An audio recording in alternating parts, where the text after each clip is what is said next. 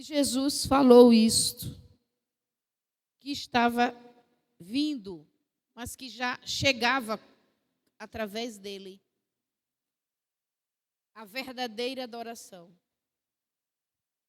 O Pai já tinha esperado por tantos séculos,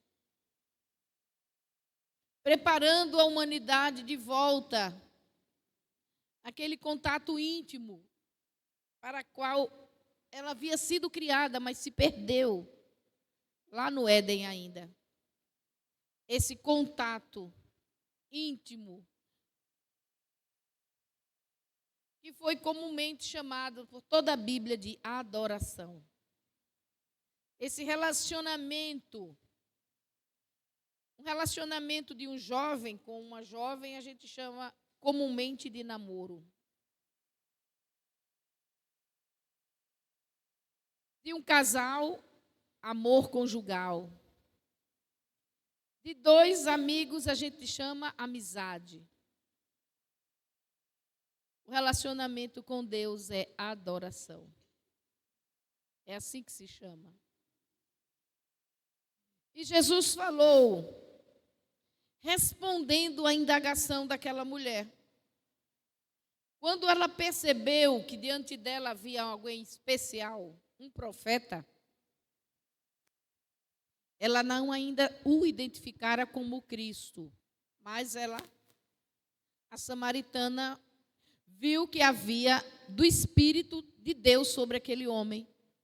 E ela o instigou com essa pergunta. Nossos antepassados adoram aqui, em Samaria, em Gerizim. Havia um templo lá. Fazem o culto ao Senhor, os sacrifícios, as ofertas, queimam o incenso. Eles tinham organizado um culto semelhante ao de Jerusalém. E lá, desde os dias de Jeroboão, que quando as tribos de Israel foram retiradas, 10 delas, da liderança de Davi, da descendência de Davi, e foi dividido em 2 reinos. Então, para evitar que os seus seguidores se unissem, se voltassem para a tribo de Judá, Jeroboão começou a fazer cultos em Samaria, e os descendentes dele, os próximos reis que dominaram o reino do norte, fizeram essa divisão.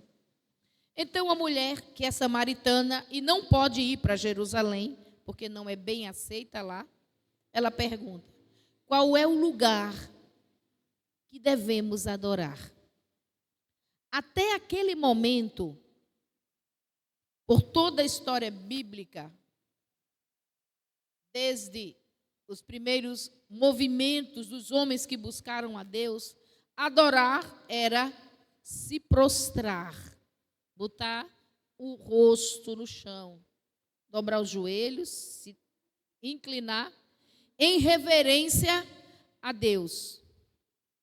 E quando se fazia isso, geralmente também havia um altar de pedras com um animal que havia sido morto e estava sendo queimado. Então, nós vamos encontrar Abraão, Jacó, Isaac, Noé, todos os homens que buscavam a Deus para adorá-lo, eles faziam sacrifício e se prostravam. Esse é mesmo um sentido da palavra adorar, prostrar-se. Não se adorava de pé. A dignidade daquele que era adorado levava o homem a se inclinar, se prostrar. E várias vezes nós vamos ver essa atitude. Às vezes era o povo inteiro em resposta a uma palavra de Deus. Aí diz que adoravam. Isso significa que eles se ajoelharam. Da forma bem ajoelhada mesmo, de baixar até a cabeça. Muitas vezes até o chão, simbolizando aos pés. quando Deus ordena a construção do tabernáculo, então a adoração, que também é chamado de um serviço, de um trabalho ao Senhor, era realizado por uma equipe chamada equipe de levitas, a tribo de Levi, e mais especificamente dentro da tribo de Levi, a família de Arão, e eles conduziam a adoração com todos aqueles rituais. Se o povo queria adorar, se virava para o lado do tabernáculo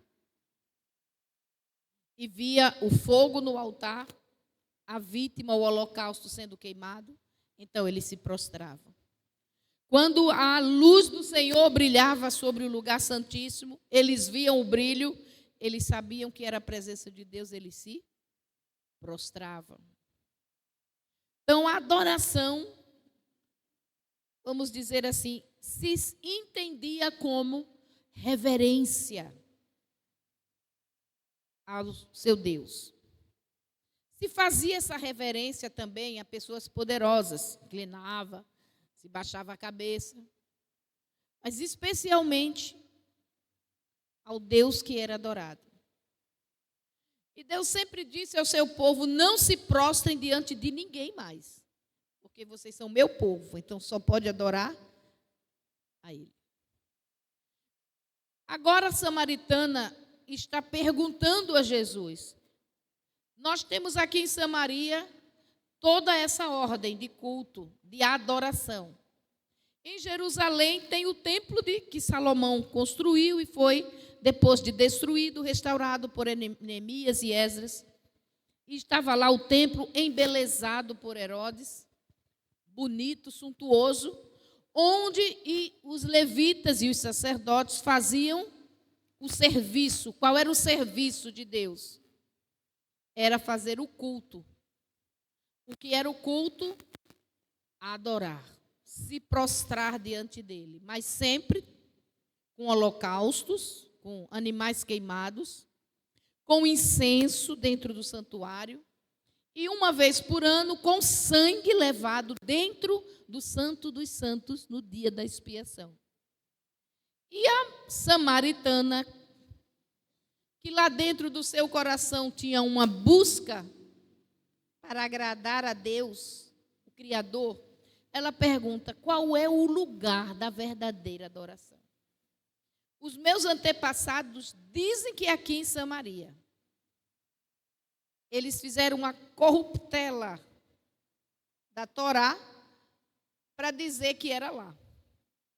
Mas os judeus dizem que é em Jerusalém.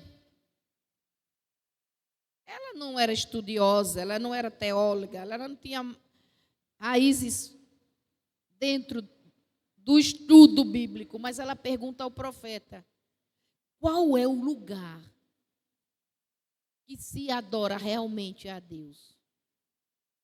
Porque ele só teria um lugar para receber adoração.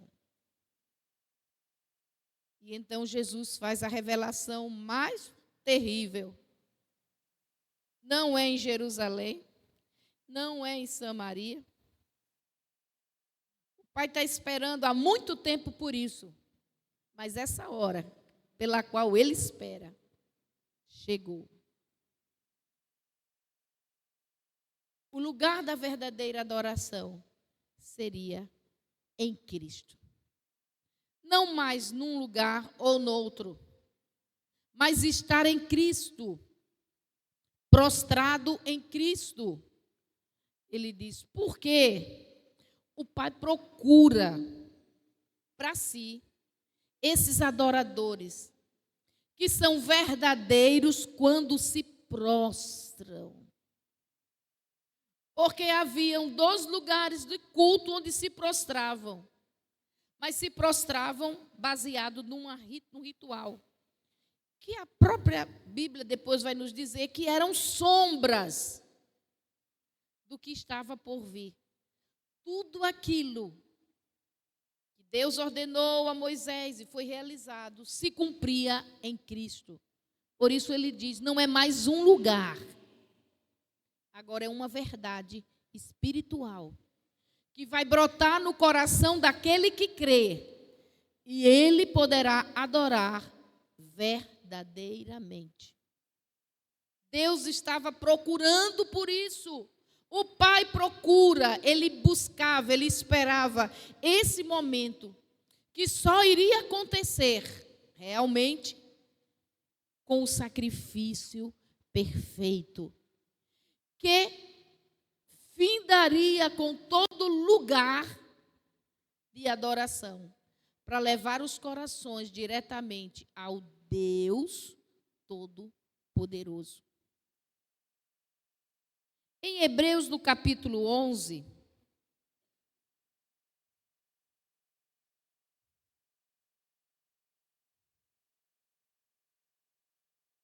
no versículo 39, depois de falar sobre os heróis da fé, desde Abel, Abraão, Noé e todos os demais citados,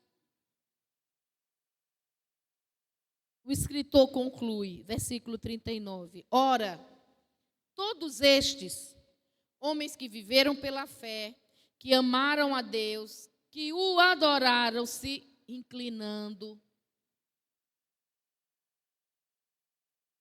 eles, todos estes, que obtiveram um bom testemunho pela fé que tiveram, contudo, não obtiveram a concretização da promessa. Eles viveram pela fé, eles têm um bom testemunho da fé, mas eles não viveram a promessa. Eles não viveram a verdadeira adoração. Eles adoraram através de sombras, distante, porque não havia como o homem ver a Deus e se encontrar com Deus sem estar em Cristo. Ele diz, por haver Deus provido coisa superior a nosso respeito. Amém? A nós que entramos em Cristo. Ele está falando para a igreja. É linda a história de Abraão, de Noé, tremendo, como eles obedeceram a Deus, como eles viram sinais nos céus e na terra. Moisés e o povo no deserto, Daniel na cova dos leões, Sadraque, Mesaque, Abdênego lá na fornalha ardente. E todos os heróis da fé. Mas ele vai dizer, os profetas sofrendo tantas situações difíceis e vendo livramentos, mas eles não experimentaram a promessa. Eles morreram esperando ainda a promessa. Porque Deus estava preparando tempos melhores para nós. Quem é esse nós? A igreja. A igreja é esse momento em que o homem pode adorar em espírito e em verdade. Essa união do que crê com Cristo, mas uma união de submissão, porque Ele é Senhor. Como eu chamo Ele de Senhor e não vivo o que Ele fala. A verdadeira adoração é isso que Jesus está falando. O verdadeiro prostrar-se não é o ato de dobrar os joelhos apenas. Não é o ato de oferecer um sacrifício. Não é o ato de ir em algum lugar para um serviço a Deus. É o ato de estar unido a Cristo, no próprio sentimento de Cristo, de ser totalmente manso e humilde à vontade do Pai, ou seja, obediente. Totalmente obediente.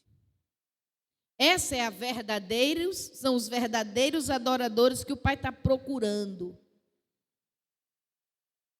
Porque tem experimentado essa ação, vamos dizer assim, de negação de si mesmo para viver Cristo. Sem essa negação de mim mesmo para viver a Cristo, não há verdadeira adoração. Tem reunião na igreja, tem música, mas não tem adoração.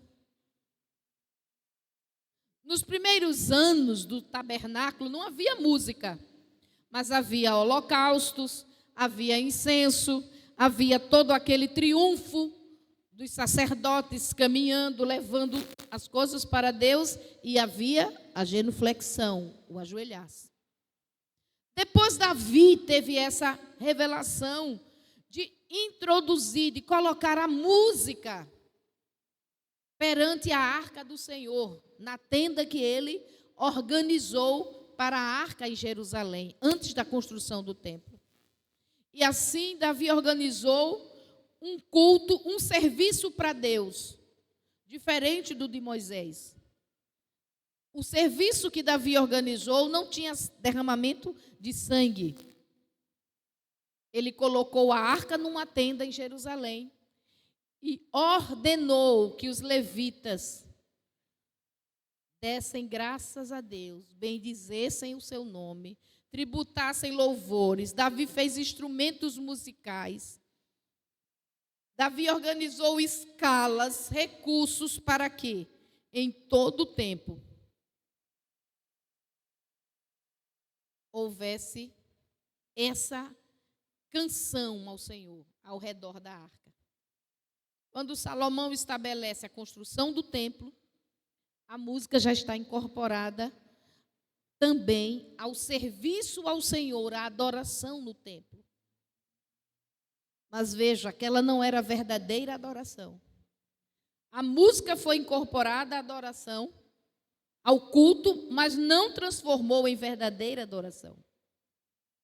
Os cantores de Sião eram maravilhosos. Quantas vezes nos salmos há essa declaração: cantem ao Senhor. O povo vinha cantando já pelas ruas de Jerusalém. Jerusalém é uma cidade no alto, cercada por montes. Então a pessoa vem numa campina, não vê nada, só vê montanhas. De repente, o caminho se abre e ela vê Jerusalém como uma noiva. Tudo em Jerusalém foi feito de pedra branca. E essa é a imagem. É uma noiva que aparece lá no meio do deserto. A cidade de Jerusalém, no alto. A cidade antiga. Então, os viajantes, os peregrinos, vinham para Jerusalém. Quando se deparavam com aquela beleza, já começavam a cantar. É o que os judeus chamam do Halel. Os últimos salmos do livro de Salmos. Cantando ao Senhor, já era o início da adoração, da alegria, porque estavam indo à casa do Senhor, porque iam se prostrar na casa do Senhor. Mas Jesus está dizendo, era tudo muito bonito, mas não era verdadeiro, era só sombra. Não havia a união espiritual do homem com Deus, era só sombra. Os mesmos sacrifícios tinham que ser feitos todos os dias, porque era só uma parábola, preparando para o momento em que o Cordeiro de Deus seria imolado, morto, entregue pelo pecado do mundo. E só a partir dessa oferta é que o homem poderia verdadeiramente estar reconciliado. Abraão é o pai na fé, mas ele esperava esse dia de Cristo. E todos os outros não foram aperfeiçoados no que viveram até Cristo chegar. Por isso ele diz à mulher, chegou, agora a coisa vai para frente, agora vai ser o que o Pai queria. A verdadeira adoração vai acontecer. A adoração em espírito e em verdade. Em espírito, porque não estará mais limitada a nada material. Você não precisa estar diante de um altar de bronze Você não precisa estar na cidade de Jerusalém, porque antes era assim, só adorava em Jerusalém. Ou em Samaria, os samaritanos. Mas é espírito, ligado ao espírito. Mas tem que ser também em verdade. A adoração não é só o movimento de se ajoelhar e reverenciar no momento, ou cantar. A adoração é a reverência de ser servo e ter um Senhor. É a verdade da obediência e da renúncia de mim mesmo. Porque a obediência ao Senhor vai além, irmãos, do que não pecar. Não pecar é o fundamental. Deixar as obras mortas. É o arrependimento das obras mortas, isso é o fundamento. Mas ninguém constrói uma casa só com fundamento. Ou alguém constrói uma casa? Em quantos lugares a gente vê? Fizeram o alicerce e não continuaram. E fica o quê? Abandonado. Ninguém mora só em cima de alicerce. Tem que subir parede, tem que fazer reboco, tem que botar teto. A igreja não pode viver só em fundamento. Vencer o pecado é só o fundamento, é rudimento. O batismo, tudo isso é o rudimento, é o alicerce. A verdadeira adoração vai nos levar a ser como Cristo. A negação da minha concupiscência. A negação do que eu quero, se isso não é o que Deus quer. Mesmo que não seja um pecado, mesmo que não seja um erro com relação à moral dos homens ou a de Deus.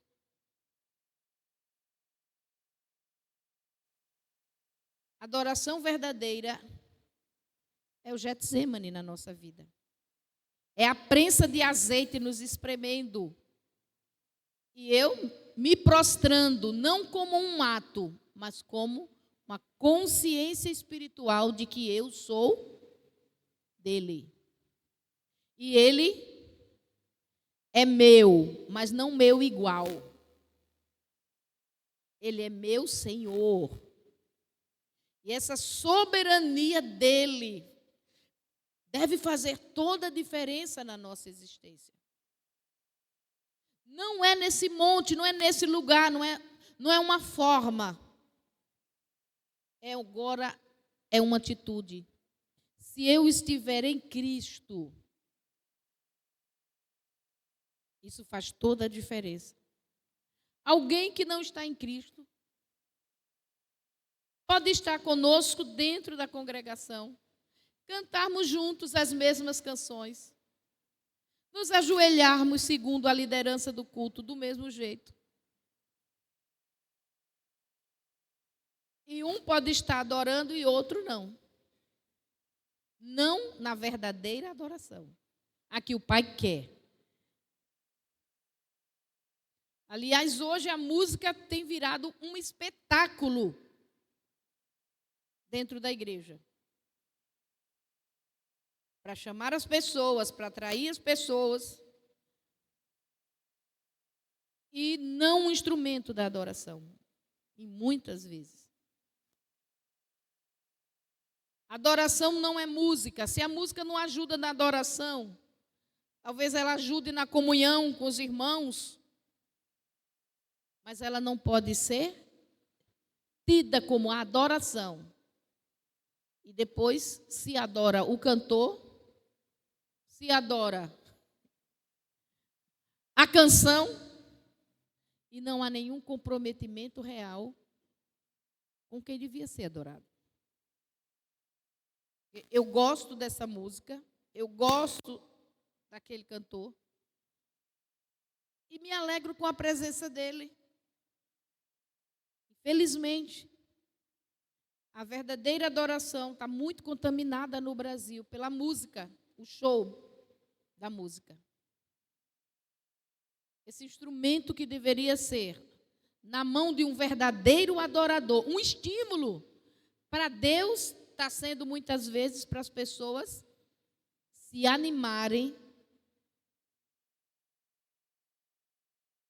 e cometerem idolatrias, outras adorações dentro de um culto ao Senhor. Porque às vezes nos rendemos àquelas pessoas e não a Cristo. Tanto na teologia que se canta, como na forma como se canta. Então, criamos um ambiente musical cheio de distrações para a pessoa adorar. Cheio de distração para a mente da pessoa ficar animada, para o cérebro ter uma ideia de alegria, de descanso, às vezes é quase uma hipnose. É muito bom, é muito bom. O quê? A música, o som, aquela canção, aquele dirigente, aquele cantor. Mas em que momento os corações se renderam? Em que momento houve mais conversão da vida a Cristo?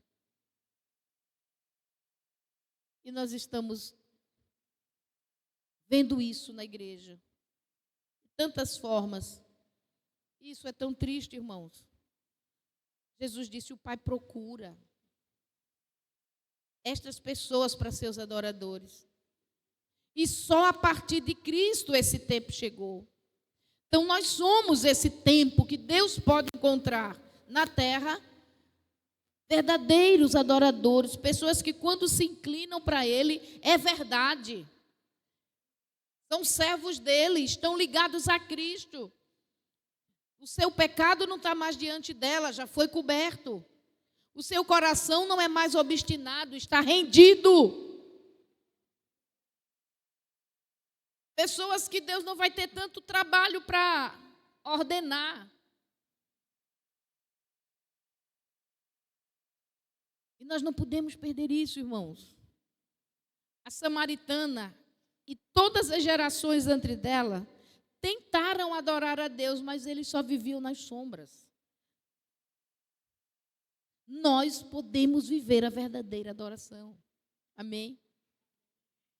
Quando em Hebreus, o escritor diz: entre com ousadia, com intrepidez. Vá atrás do sumo sacerdote Jesus e entre no santo lugar. Isso era um absurdo na antiga aliança. Ninguém podia entrar no santo lugar. Ninguém teria essa ousadia. O véu estava lá, não era para ser rompido. Ninguém passava. O sumo sacerdote, com muito cuidado, com muitos rituais, entrava uma vez por ano. Era aquele lugar escuro, que só a luz de Deus brilhava, que não entrava nem pó, nem luz, só Deus brilhava lá dentro, quando Ele se manifestava lá dentro. Aí o autor de Hebreus diz: entre, foi aberto, mas ele não estava falando em entrar no templo em Jerusalém. Vamos fazer uma caravana para entrar no Santo dos Santos, lá em Jerusalém. Não. Agora nem tem templo em Jerusalém. Mas vão reconstruí-lo. Mas ninguém vai poder entrar, não. Lá. Se você tentar, vão lhe matar antes. Não vão deixar ninguém entrar. Eu acho que no templo, terceiro templo, deve ter até lasers pela porta. Não vai nem ser mais somente véu de cortina. Vai ter laser para ninguém passar. Porque ali é sagrado. Mas o autor está dizendo à igreja: seja ousado, seja intrépido e entre, porque Jesus inaugurou o novo caminho. Um caminho vivo, direto para a sala do trono, mas não aquela sombra que era no tabernáculo ou no templo de Salomão, no verdadeiro do céu. Aleluia! Com o coração certo em Cristo. Isso não depende de música. Isso não depende de reunião. Isso depende de submissão. Adorador é o que se prostra. Só que era um prostrar-se de rendição. E nós transformamos num prostrar-se de mímica, de ritual. Não é ritual, não adianta ir de joelho até lá. É a rendição. É uma ousadia a adoração, porque ela se baseia totalmente no que Cristo fez por nós. Amém? Ele diz, entre com ele, você vai atrás dele, no vácuo. Sabe o que é andar no vácuo? Você tem que ir coladinho. O da frente vai rompendo e você fica livre do impacto. Entre com ele.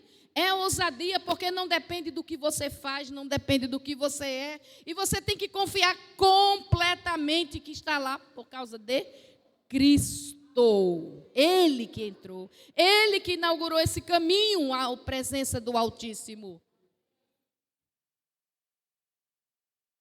Abraão não podia entrar.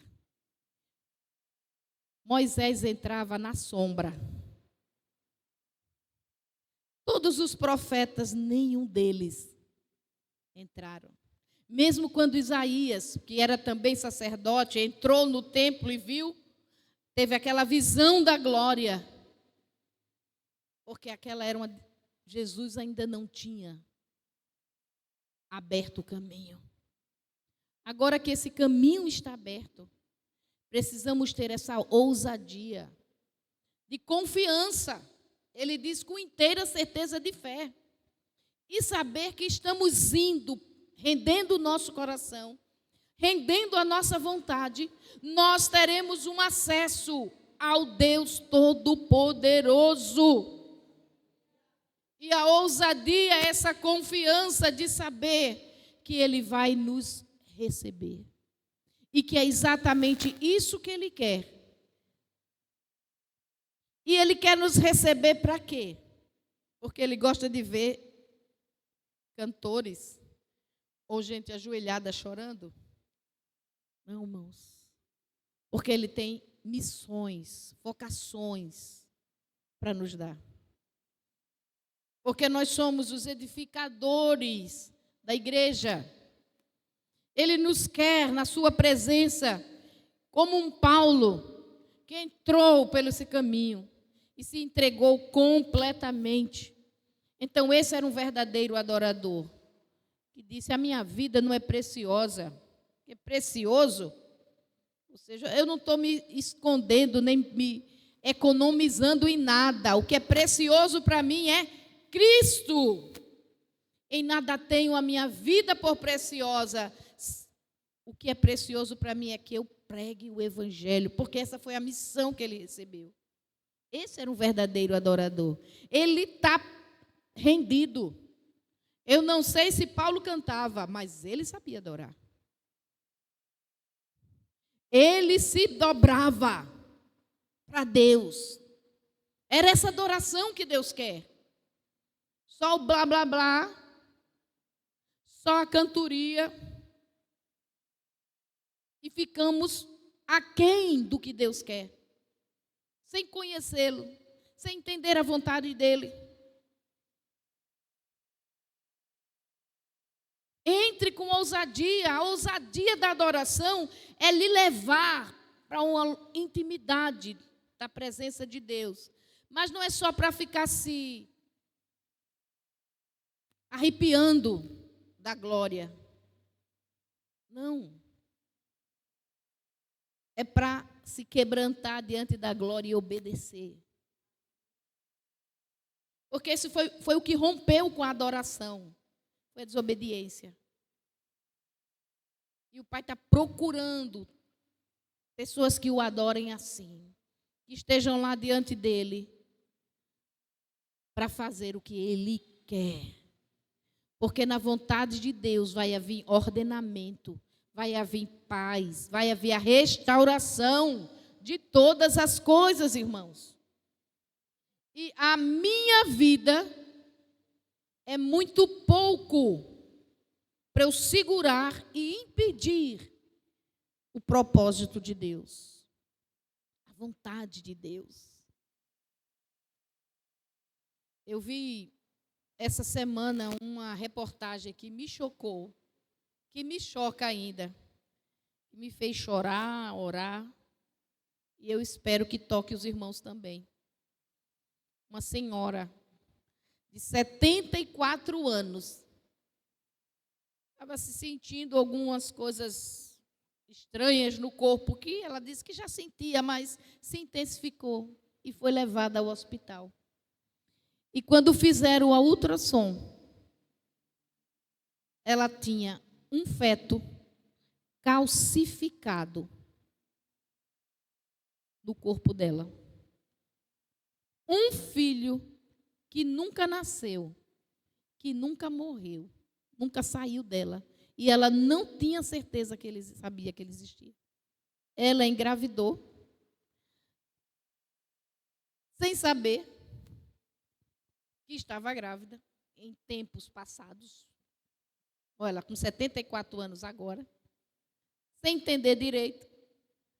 Aí teve um sangramento, pensou que não tinha tido nada e o feto não foi expelido. Eu não sei explicar cientificamente, ele ficou num ponto e ela disse que sentia que tinha uma coisa a mais no corpo dela que ela não conseguia ver, identificar. Aos 74 anos, e tem o raio-x lá, ou a ultrassom, um bebê todo formado, pequeno, né? O feto não era um bebê grande ainda. Calcificou e ficou dentro do corpo dela. Um filho que nunca nasceu. Ela nunca soube que ele existiu. E eu fiquei pensando, meu Deus, será que tem algum plano teu calcificado na minha vida? Será que Deus já gerou algo na sua vida e você não deixou nascer? E se endureceu e está aí dentro? De vez em quando você sente que tem uma coisa ali que devia ter nascido, mas não nasceu. E está duro, pedra. Quando tiraram, era um bebê de pedra.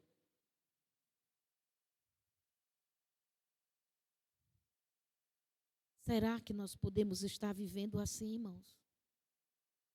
Com algo que Deus nos deu para viver, para fazer, mas não cuidamos de deixar nascer. E ficou ali. Pedrificou. Ficou duro. Incomodava a vida dela. De vez em quando. E ela não sabia.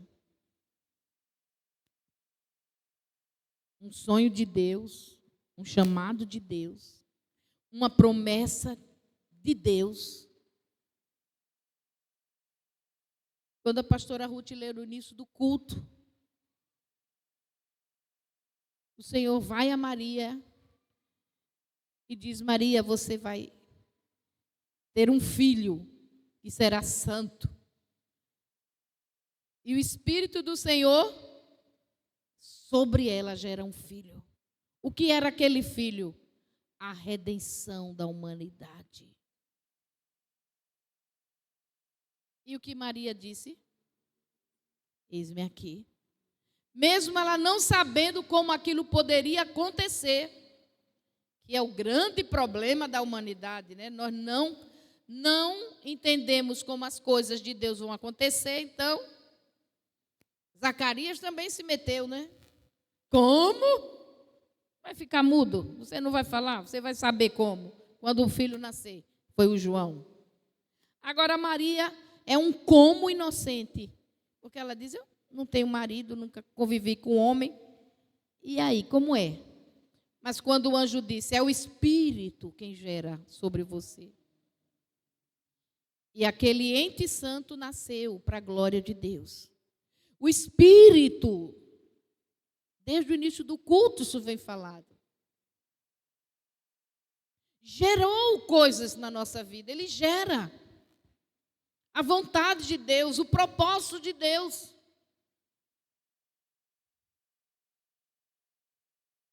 Não tem explicação, pelo menos eu não tenho explicação para o fato do feto naquela mulher ter se petrificado e passado mais de 50 anos dentro dela. Não apodreceu, só ficou pedra.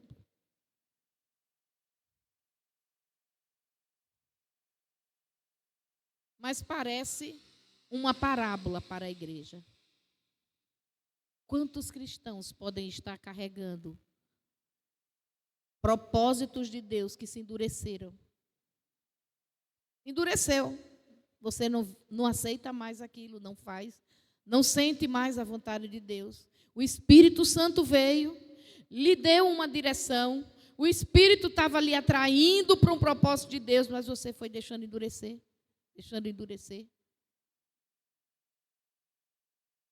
Se ela tivesse procurado o médico no primeiro sangramento, né? No primeiro momento, que iria salvar a criança. Entre com ousadia. Esse é um propósito tremendo de Deus. O Espírito Santo sobre nós, claro, prioritariamente Ele quer fazer de nós os adoradores que o Pai procura. E endurecemos isso na nossa vida.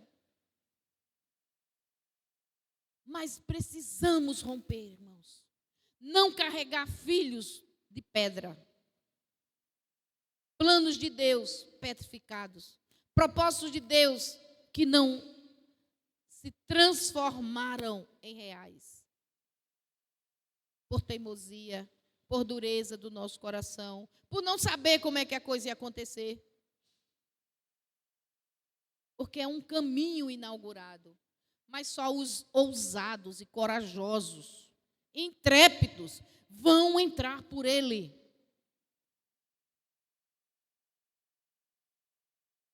Mas somos chamados a fazer isso. A ter essa ousadia de entrar na presença de Deus. E quando chegar lá, o que nós vamos ter é um Deus dizendo: a quem enviarei? Quem há de ir por nós? E aí, a ousadia é de entrar lá, porque você vai ouvir o que você não quer ouvir. A ousadia de entrar lá é porque você vai acabar se metendo no que você nunca quis fazer. Isaías estava no bem bom. Filho de rico, sacerdote, entrava no templo, estava de bom tamanho a vida dele. Santo, já era santo ao Senhor. Mas ele foi se meter com ousadia na presença de Deus. E ouviu que não queria. Deus disse: eu vou te enviar como profeta. E ele teve que rasgar as roupas de sacerdote e andar nu. Por ano. Virando uma vergonha para denunciar que isso iria acontecer se o povo não mudasse o coração. Iam ser atacados, iam ficar nus, iam ficar na pobreza. E foi só uma das coisas que, como profeta, ele teve que fazer. A tradição diz que ele foi cerrado ao meio. Porque ele teve ousadia de ver o Senhor. E o Senhor disse a ele: é isso que eu tenho para você. Não é ser sacerdotezinho aí, engomadinho com a roupinha branquinha, não. Você vai se sujar. Você vai anunciar o Messias. Você vai chamar Jerusalém para sair do pecado. E não foi fácil, porque ninguém aceitava as palavras de Isaías. Mas o que Deus gerou na vida de Isaías não virou pedra. Está aqui escrito. É o repertório mais lindo de salmos cantados sobre o Messias. São as profecias de Isaías. Ele viu coisas extraordinárias para o tempo dele. Hoje nós lemos, eita, aconteceu como ele disse, mas ele não fazia nem ideia. Mas Deus mostrou. Essa era uma ousadia.